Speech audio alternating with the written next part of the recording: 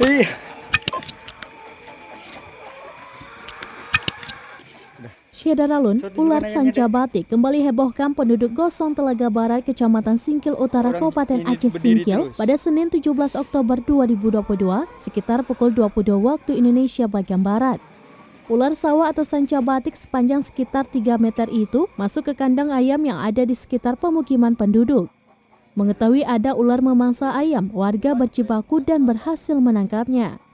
Namun sayangnya seekor ayam telah menjadi korban lilitan ular. Dalam tahun ini sudah 6 kali ular masuk ke pemukiman penduduk Gosong Telaga Barat.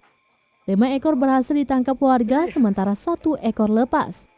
Sementara itu, menurut informasi dari Kecik Gosong Telaga Barat, Arfan, ular kerap berkeliaran masuk ke perkampungan warga diduga karena di belakang pemukiman terdapat rawa-rawa yang menjadi tempat berkembang biak ular. Kemudian ketika lapar, ular sawah atau sanca batik itu keluar sarang mencari mangsa dengan sasarannya ternak ayam milik warga.